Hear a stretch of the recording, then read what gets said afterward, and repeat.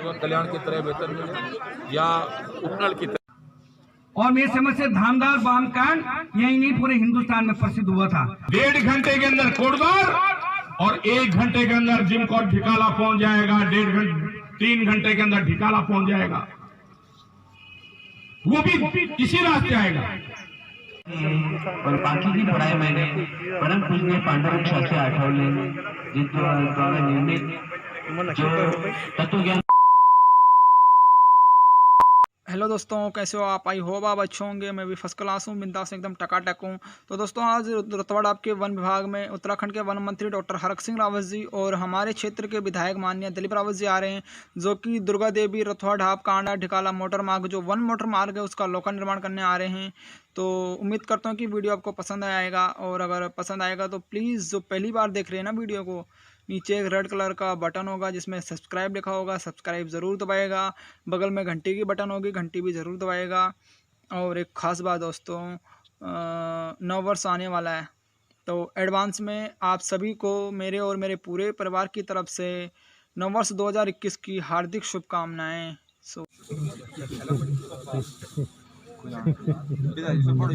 देवेंद्र रावत जी, प्रधान संघ के अध्यक्ष।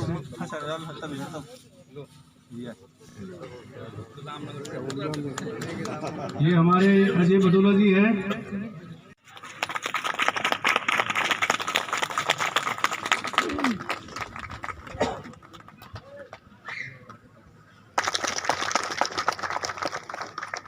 क्षेत्र पंचायत सदस्य से घरों में आए हैं और बेरोजगार हैं।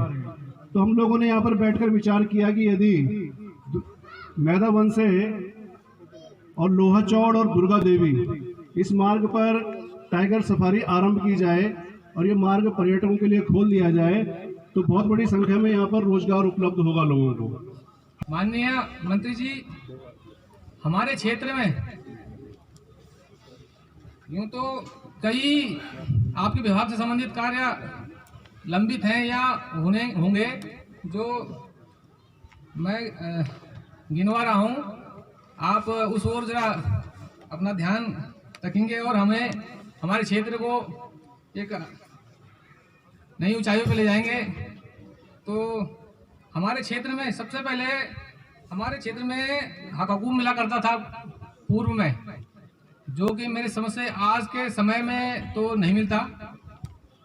उसे जो है पूर्व की भांति जारी रखा जाए, ये हमारी पहली मांग है। और ग्राम तड़िया पांड का विस्थापन विगत कई वर्षों से लंबित है, जो कि या तो उनका विस्थापन किया जाए उन गांवों का, या विस्थापन नहीं तो वहां मूलभूत सुविधाएं उपलब्ध करा दी जाए। वहां पे इस समय ना तो सड़क है, ना बिजली है, ना पानी है। मैदावन दुर्गा देवी बस सेवा का संचालन पूर्व की भांति किया जाए। और जैसे कि बतन बासा गेट खुला हुआ है हल्दू पड़ाव के लिए टूरिस्टों के लिए, तो उसमें कैंटीन की व्यवस्था, या अभी जैसे हमारा मैदावन खुलेगा तो वहाँ भी कैंटीन की व्यवस्था नहीं हुआ है। तो उक्त गेटों पर कैंटीन की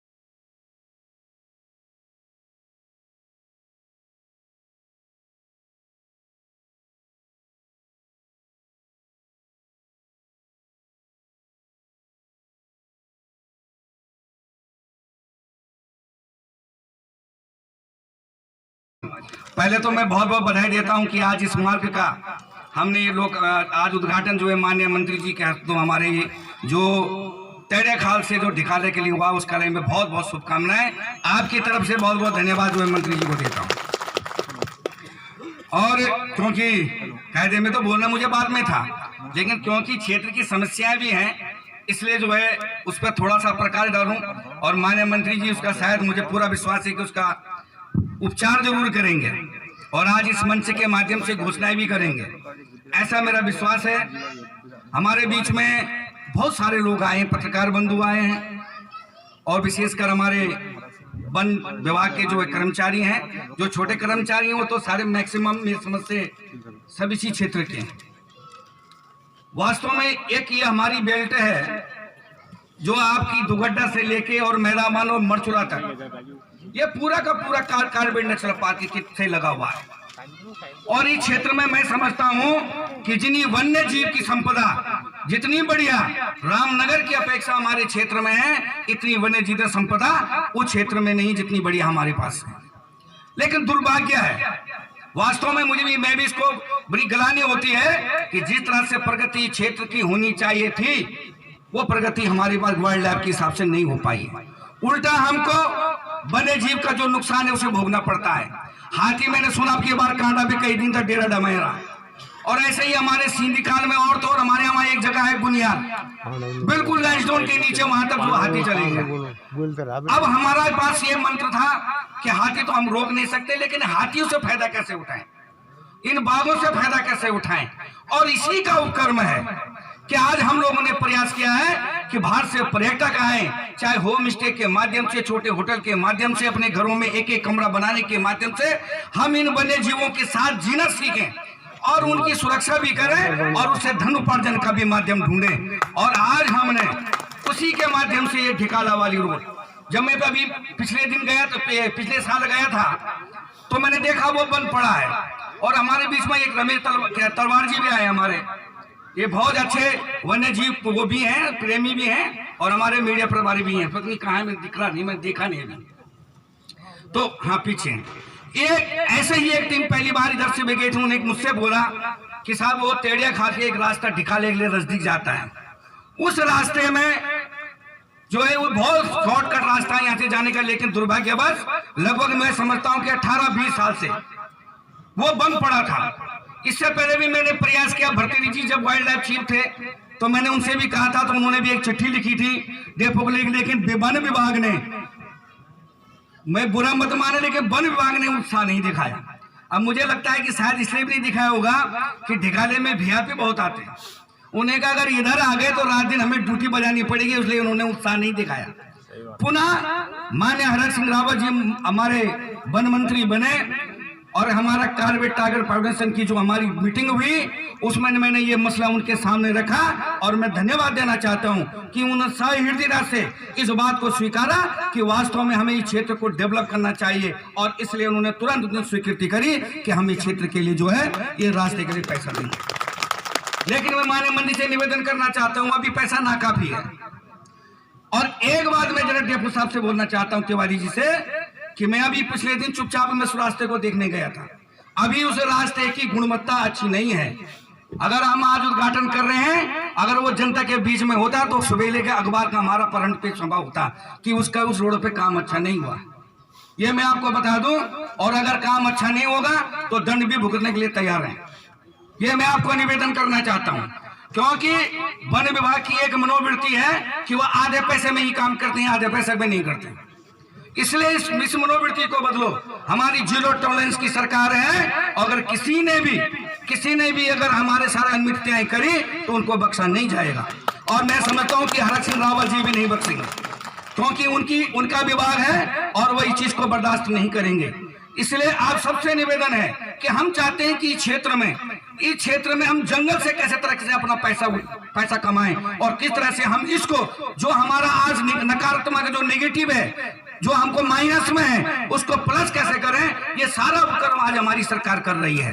और आपने देखा होगा कि माननीय मंत्री जी ने कोटद्वार में एक रिसेप्शन हॉल बनाया, वो सिर्फ और सिर्फ इस क्षेत्र के डेवलपमेंट के लिए बनाया है।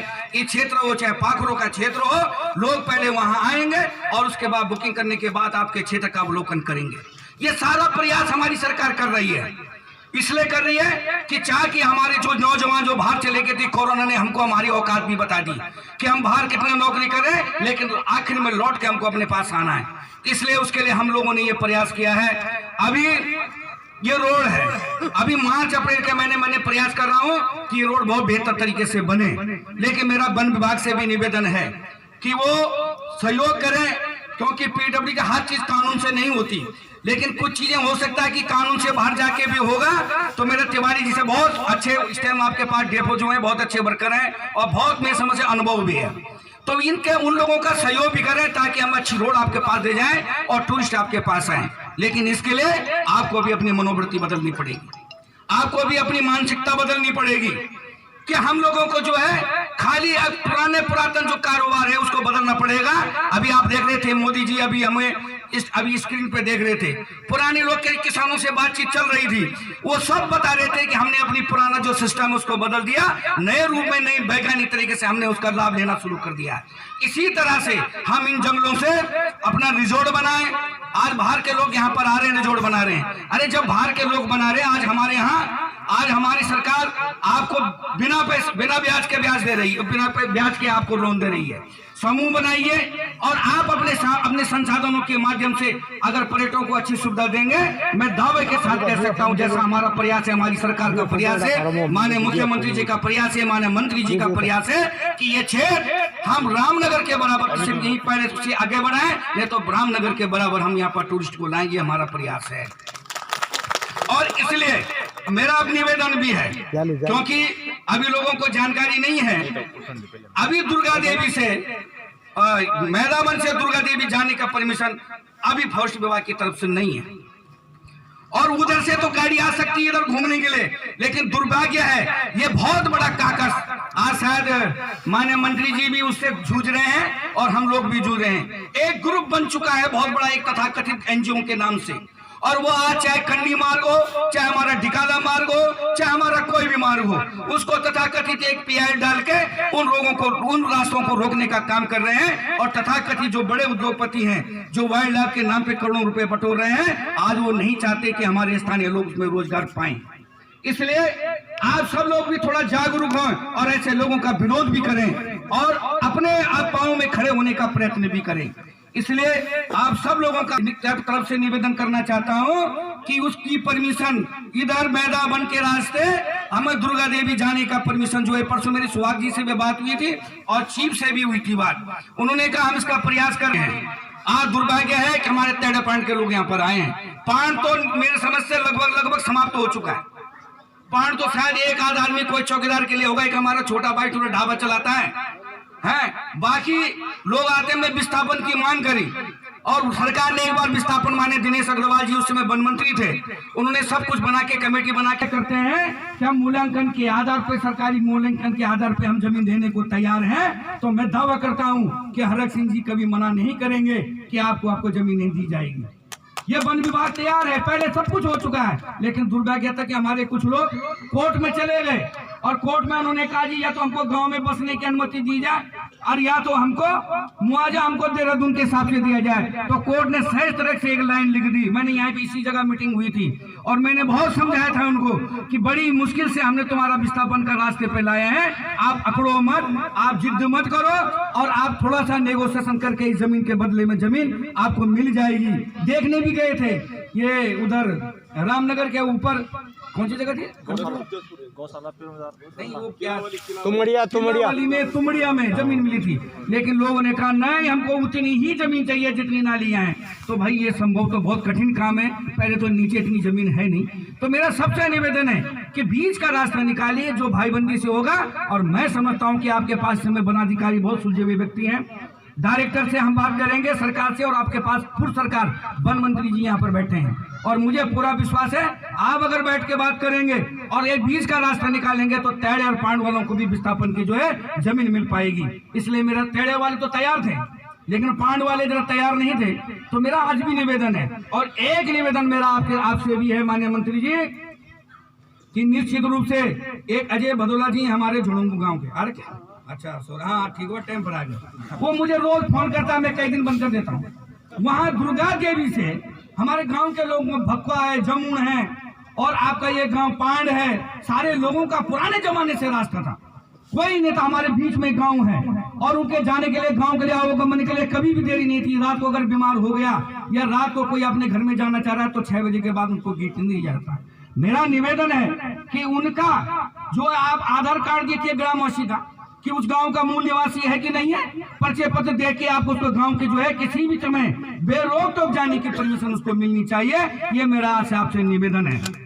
इसके साथ साथ हमारे यहाँ एक बहुत बड़ा बाग कांड हुआ और मेरी समझ से धामदार बाग कांड यही नहीं पूरे हिंदुस्तान में प्रसिद्ध हुआ था। ये मैं ही जानता हूँ कि मैंने 6 महीने के अंदर अकेला केस है पूरे हिंदुस्तान का, जहां 6 महीने के अंदर जो हमारे जिन लोगों को अपराधी घोषित किया था वन विभाग ने, 6 महीने के अंदर मैंने उनको 22 जनवरी कराया था केस से। लेकिन उसमें एक लाइन जरूर लिख दी थी कि ये कहीं नजीर न समझी जाए, क्योंकि हमने विशेष रिक्वेस्ट पे क्या थे, गांव के भोले हैं वो जानते नहीं कि वाइल्ड लाइफ की क्या कंडीशन है क्या है, क्योंकि आक्रोशित थे लोगों के घर में बाघ एक बार नहीं बल्कि 3 बार घुस गया था, तो लोगों ने आक्रोशित में आना ही था, ये स्वाभाविक बात है।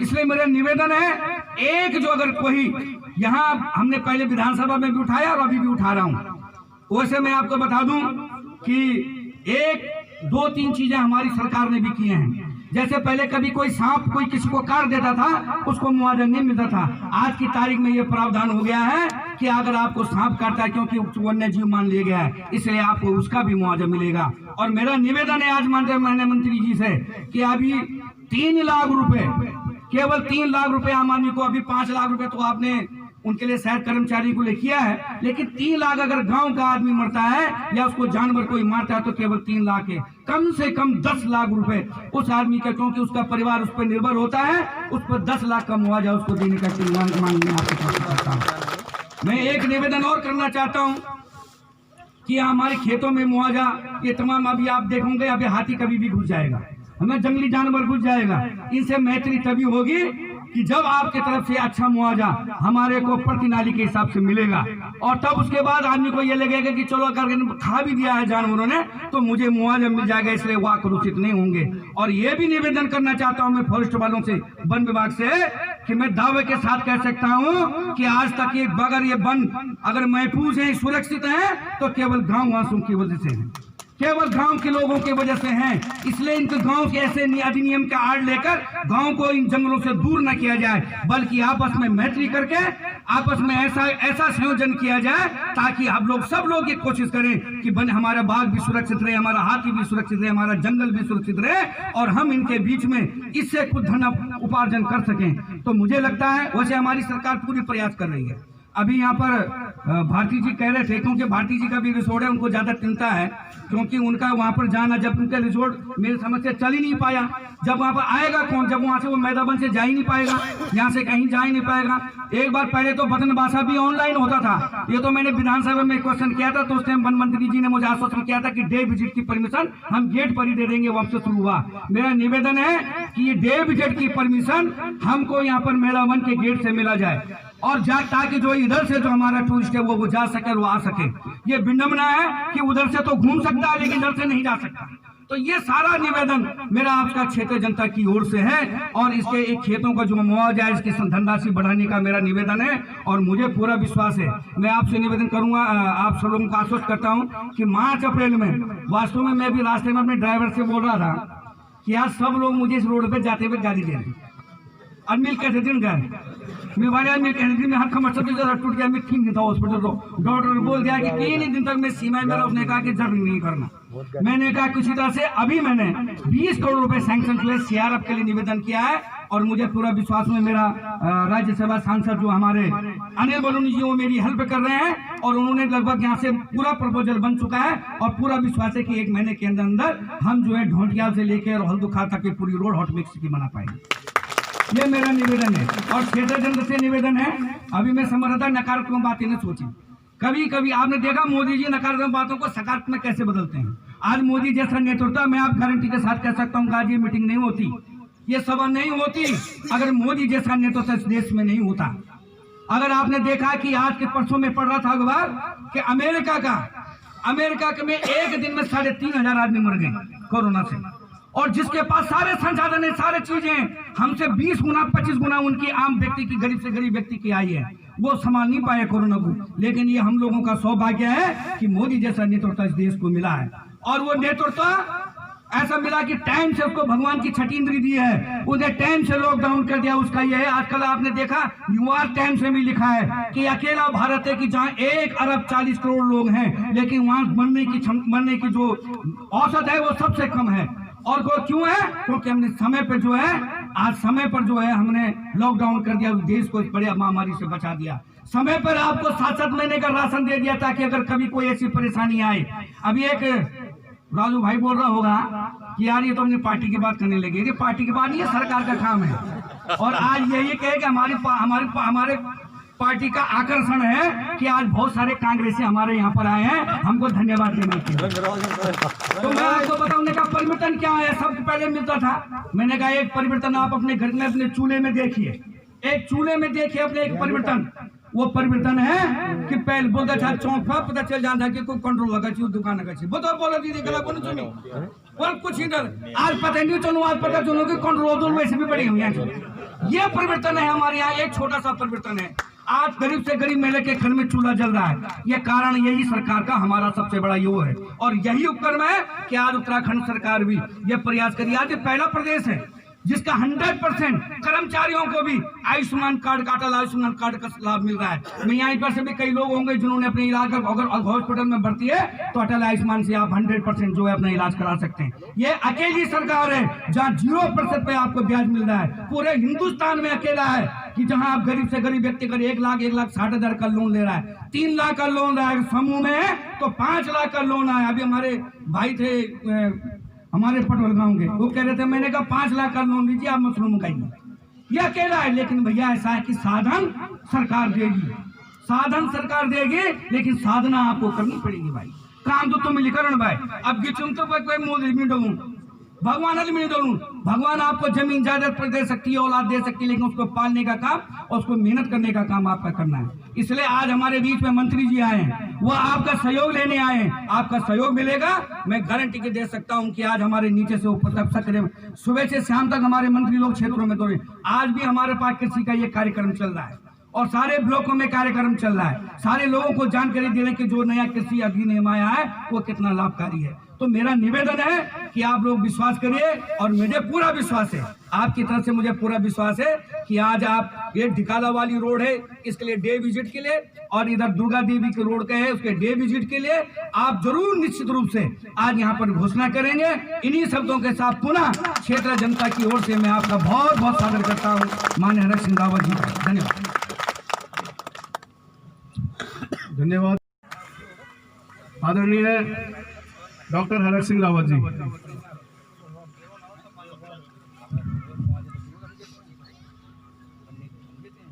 आज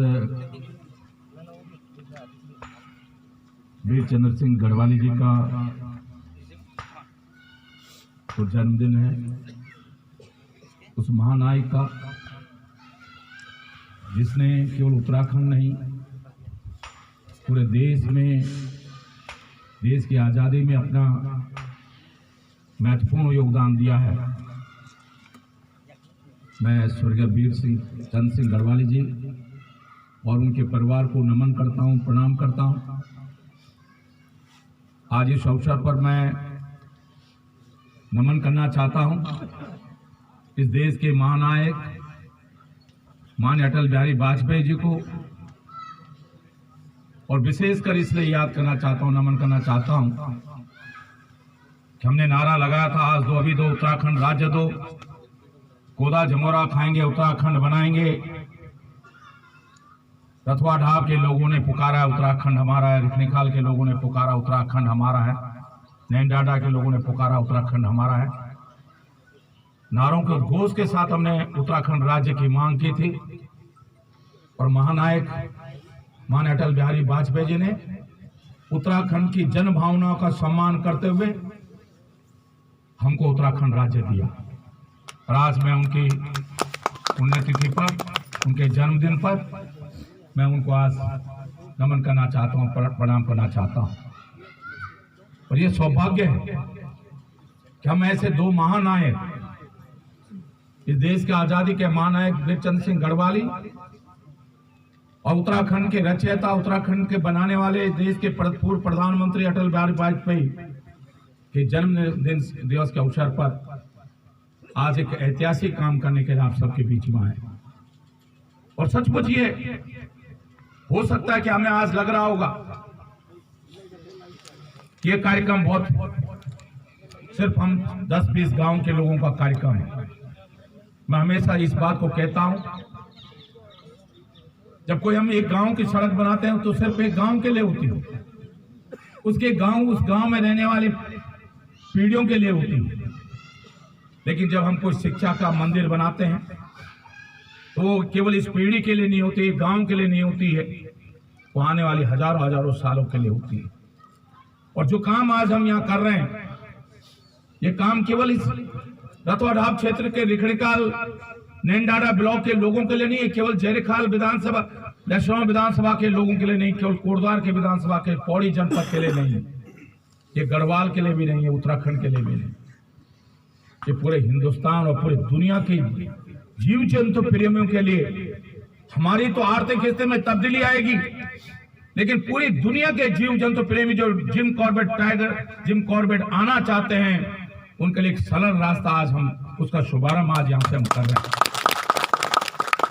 और आज इस अवसर पर इस क्षेत्र के बहुत ही लोकप्रिय विधायक मेरे छोटे भाई दिलीप सिंह रावत जी, निश्चित रूप से वो लगातार इस क्षेत्र की समस्याओं को लेकर लगातार, क्योंकि मैंने जब मुझसे पूछा गया कि आपको कौन सा मंत्रालय चाहिए, मैंने विजय बहुना जी की पिछली सरकार में भी जब मैंने शपथ लेनी थी, एक पद मेरे लिए मंत्री पद का रखा गया था। मुझसे विजय बहुना जी ने, सोनिया गांधी जी ने कहा कि आपको कौन सा विभाग चाहिए, तो मैंने कहा वन विभाग चाहिए, उसके बाद चाहे आप जो भी और विभाग देना चाहे दे दें। कुछ परिस्थितियां ऐसी बनी कि पिछले सरकार में मुझे वन विभाग नहीं मिल पाया। इस बार जब मुझसे पूछा गया कि आपको कौन सा विभाग चाहिए, तो मैंने कहा मुझे वन विभाग चाहिए, उसके अलावा आप कुछ दो या न दो, लेकिन वन विभाग मुझे जरूर चाहिए। और मैं आभारी हूं माने अपने राष्ट्र नेतृत्व का, माने मुख्यमंत्री का, कि मुझे वन विभाग मिला। और आज मैं कुछ कर पा रहा हूं, क्योंकि मैं इस बात को जानता था, मैं लहसुन से 10 साल विधायक रहा, और मैं जानता था कि बिना वन विभाग के सहयोग के न यहाँ विकास के मार्ग बन सकते, न स्कूल बन सकता, न सड़कें बन सकती, कुछ नहीं हो सकता। 71% भाग जहां जिस प्रदेश का वन विभाग, वन क्षेत्र हो, वहां अगर कोई विकास की बात करनी हो तो बिना वन विभाग के सहयोग के आप विकास की बात नहीं कर सकते। और इसलिए मैं जानता हूं कि माने दिलीप रावत जी यहाँ के तमाम समस्याओं को लेकर, चाहे वन अधिनियम के कारण मोटर मार्ग को बनना है, कोई नया सड़क बननी है, कोई नई योजना आनी है, तो वन विभाग का सहयोग अपेक्षित रहता है और हमेशा यहाँ के लोगों की चिंता करते हैं।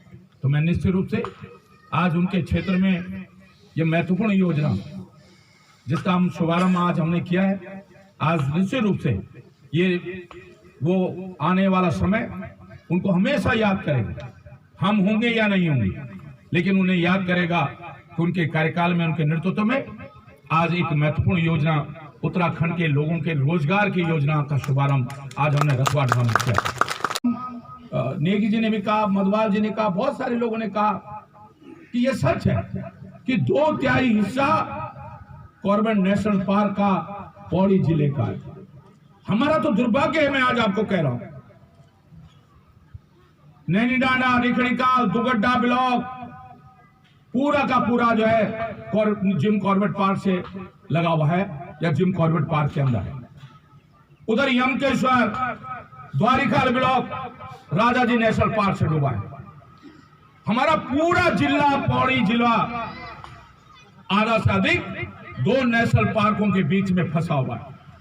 और उसके कारण ये मैं दिलीप रावत जी की इस बात से सहमत हूं, उसके कारण हमें दिक्कतें, कहीं हाथी मारता है, कहीं बाघ खा जाता है, कहीं भालू खा जाता है, कहीं हमको घायल कर देता है। और यह बात सच भी है।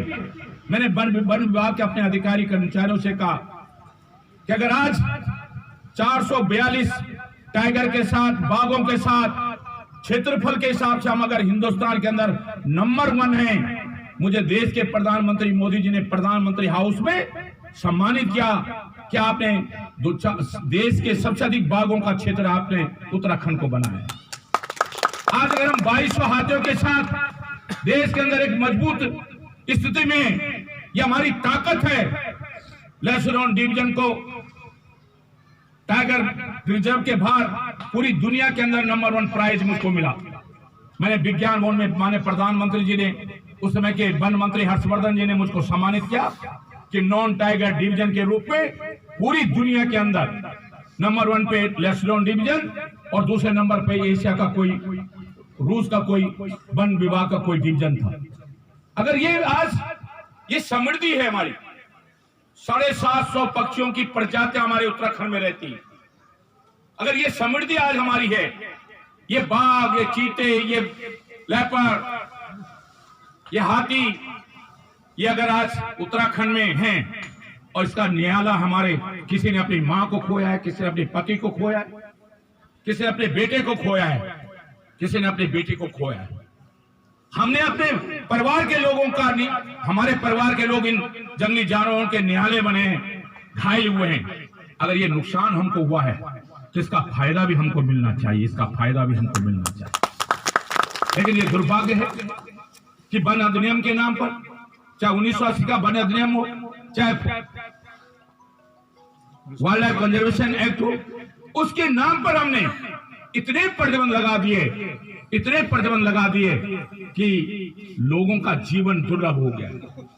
अरे हमारी रोजी रोटी जंगलों से, हमारा रिश्ता जंगलों से, और अगर जंगलों से रिश्ता हमारा खत्म हो गया, हमने एक माहौल ऐसा पैदा कर दिया। कुछ एनजीओ ने, जिस तरह दिलीप रावत जी ने कहा, कुछ तथाकथित एनजीओ ने दिल्ली में बैठकर, बंबई में बैठकर, न्यूयॉर्क में बैठकर, वाशिंगटन में बैठकर, पेरिस में बैठकर उन्होंने एक माहौल ऐसा पैदा कर दिया कि हमने गांव के लोगों के बीच में और जंगल के बीच में दुश्मनी पैदा कर दी। कोई पेड़ पैदा होता है हमारे खेत में, हमें लगता है अगर ये पेड़ बड़ा हो गया हम इसको काट नहीं पाएंगे, और इसलिए उस पेड़ को हम बड़ा ही नहीं होने देते हैं। इतनी दुश्मनी इंसान और पेड़ों के बीच में, अगर हमने पेड़ और इंसान के बीच में मित्रता का व्यवहार पैदा किया होता कि पेड़ हमारा मित्र है, हम पेड़ के मित्र हैं, ये व्यवहार अगर हमारा होता, ये हमको ऑक्सीजन देता है। एक बड़ा बरगद का पेड़ 16 लोगों को ऑक्सीजन देने का काम करता है। एक पीपल का पेड़, बड़ा पीपल का पेड़ 16 लोगों को ऑक्सीजन देने का काम करता है। 16 लोगों की सांसें एक पीपल के पेड़ से चलती है। जिस पीपल के पेड़ से, जिस बरगद के पेड़ से, जिस चीड़ के पेड़ से हमारी सांसें चलती हो, अगर हम थोड़ी देर के लिए सांस नहीं होती, बीच में मुझे कोरोना हुआ था, डॉक्टर ने कहा आपका ऑक्सीजन लेवल 90 से नीचे जा रहा है, आपको हॉस्पिटल एडमिट होना पड़ेगा। अगर 93 से नीचे ऑक्सीजन लेवल होता है तो हॉस्पिटल में एडमिट कर दिया जाता है, वेंटिलेटर पे व्यक्ति चले जाता है, नकली ऑक्सीजन दी जाने लगती है। तो जो पेड़ हमको जीवन दे रहे हैं, जिनके कारण हमारी सांसें चल रही हैं, वो हमारे दुश्मन कैसे हो सकते हैं? लेकिन हमारे कुछ तथाकथित एनजीओ ने और कुछ अधिकारियों की हठधर्मिता के कारण, कुछ कर्मचारियों की हठधर्मिता के कारण इंसान और गांव के इंसान और पेड़ के बीच में खाई पैदा हो गई, दुश्मनी पैदा हो गई। हमें लगने लगा कि ये तो हमारा दुश्मन है, पेड़ हमारा दुश्मन है। तो मैं इसलिए आज आपसे निवेदन करना चाहता हूं, जब मैंने वन मंत्रालय संभाला, मैंने अपने विभाग के अधिकारी कर्मचारियों से कहा कि हमको ऐसा व्यवहार रखना चाहिए, हमको ऐसा, अगर आग लगती है तो क्या 6000 फॉरेस्ट विभाग के कर्मचारी, फॉरेस्ट गार्ड आग बुझाने का काम कर सकते? नहीं कर सकते। जब तक गांव के लोगों का सहयोग नहीं मिलेगा तब तक जंगल जलते रहेंगे, और इसीलिए जल भी रहेंगे। किसी कोने से दिल्ली आएगा, दिल्ली से देहरादून एयरपोर्ट आएगा, 4 लाइन की सड़क बन गई, लाडांग चिलरखा सड़क में बहुत जल्दी बनाने जा रहा हूं, वो 1.5 घंटे के अंदर कोटद्वार और 1 घंटे के अंदर जिमकोट ढिकाला पहुंच जाएगा, 3 घंटे के अंदर ढिकाला पहुंच जाएगा। वो भी इसी रास्ते आएगा। आज एक अखबार ने लिखा कि साहब, अभी मुझे दिलीप भाई बता रहे थे, मैंने तो नहीं पढ़ा, कि अगर ये हमने ये खोल दिया तो कोटद्वार पाखुरंग वाला खराब हो जाएगा। अरे कोई उड़ के थोड़ी आएगा। इतनी छोटी सोच नहीं होनी चाहिए कि अगर हमने ये मार्ग खोल दिया तो कोटद्वार को इसको नुकसान हो जाएगा, पाखुरंग को नुकसान हो जाएगा। क्यों नुकसान हो जाएगा? रामनगर से 5 गेट खुले, कल मैं 5वां गेट खोलने जा रहा हूं। अगर गढ़वाल से हम 4 गेट खोल रहे हैं गढ़वाल से, तो वहां 5 गेट चल सकते हैं, तो क्या गढ़वाल से 4 गेट नहीं चल सकते? तो मैं इसलिए आज आपसे कहना चाहता हूं, इससे कोटद्वार को भी फायदा हो। उड़ के थोड़ी कोई आएगा दिल्ली से, कोटद्वार आएगा, कोटद्वार से रतवा डाब आएगा, एयरपोर्ट से आएगा तो कोटद्वार आएगा, कोटद्वार से रतवा डाब आएगा, तो कोटद्वार को भी फायदा होगा। पानी की बोतल खरीदेगा तो कोटद्वार में किसी दुकान से खरीदेगा, हो सकता है उसके बच्चे के जूस का पैकेट ले लो, चिप्स ले लो, तो कोटद्वार के दुकानदार का चिप्स बिकेगा कि नहीं बिकेगा? इस आज जो हम काम करने जा रहे हैं, सफारी जिप्सियां चलेंगी, और ये बात ठीक है। मैंने अपने अधिकारियों से कहा, भाई आप दुर्गा देवी से लोचौड़ आ सकते हो, मैदामन आ सकते हो, तो मैदामन से लोचौड़ और दुर्गा देवी क्यों नहीं जा सकते? कोई नए सर्किट थोड़ी खोल रहे हैं हम लोग, कोई नए सर्किट थोड़ी खोल रहे हैं।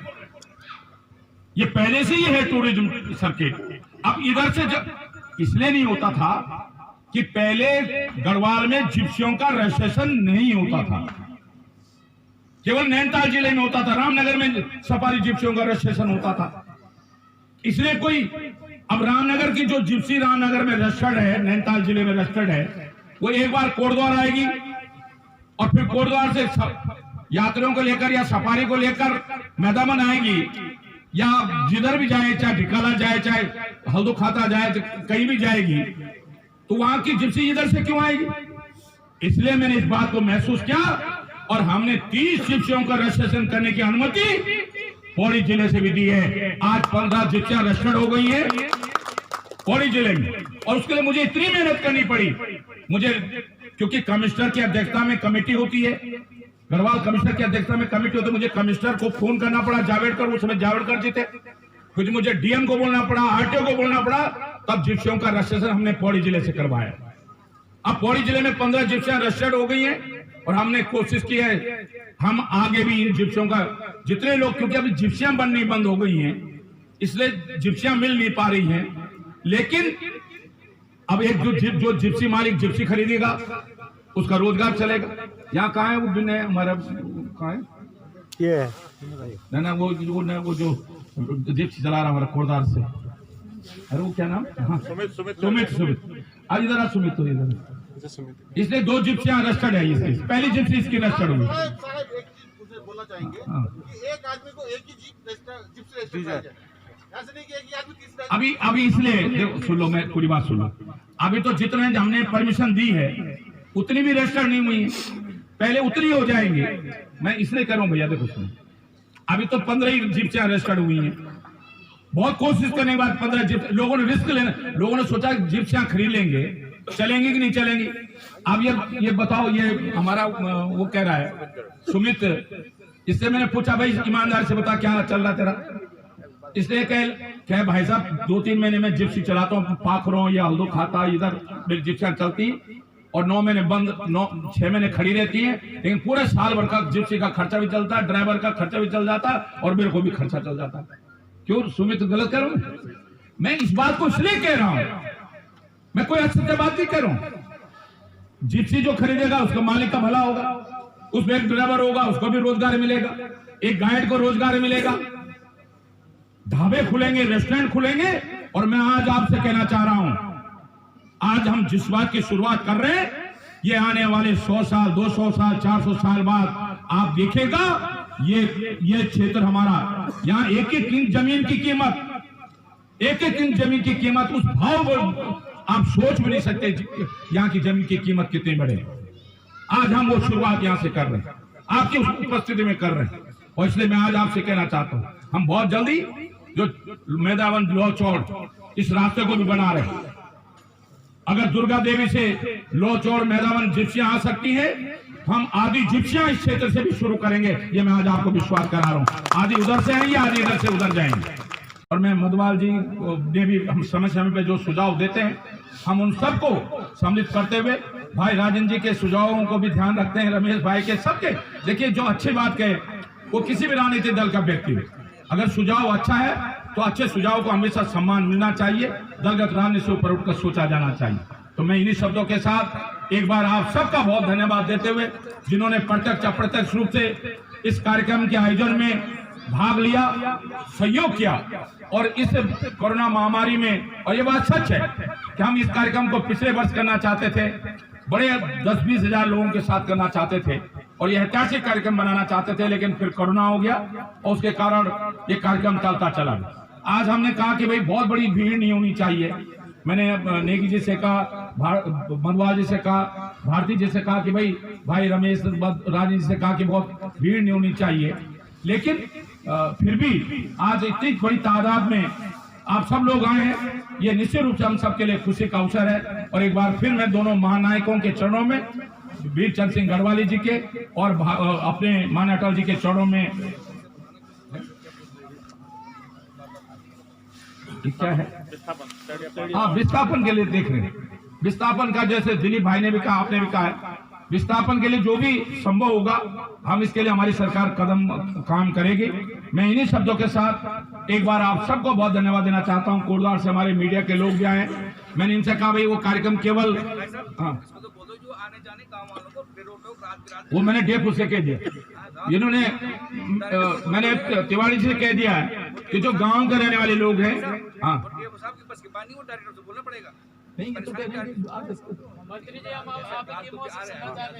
पिछले महीने भी दिक्कत हुई थी, 2 महीने पहले भी दिक्कत हुई थी, प्रॉब्लम होती है, देखिए मैं आपको कह रहा हूँ जो गांव के लोग हैं, जब तक उनका विस्थापन नहीं होता, जब उनकी जमीन वहाँ है, घर वहाँ है, उनको आने जाने से कोई नहीं रोक सकता। ये मैं आज आपको विश्वास दिला रहा हूँ। कल्याण की तरह वेतन मिले या उपनल की तरह वेतन मिले, तो एक रूपता रहे, इसके लिए हम पूरा ध्यान हम दे रहे हैं। इसके लिए शासन स्तर पर विचार है। जी दोस्तों, तो कैसा लगा आपको ये वीडियो कमेंट में ज़रूर बताना यार। कमेंट कर दिया करो कि वीडियो अच्छी बनी है, बेकार बनी है या बुरी बनी है, जैसे भी बनी है कमेंट में बता दिया करो, ठीक है। और बाकी वीडियो को लाइक करो, शेयर करो, और जो पहली बार देख रहे हैं वीडियो को वो चैनल को सब्सक्राइब ज़रूर कीजिएगा। तब तक bye bye, take care and जय देवभूमि, जय उत्तराखंड।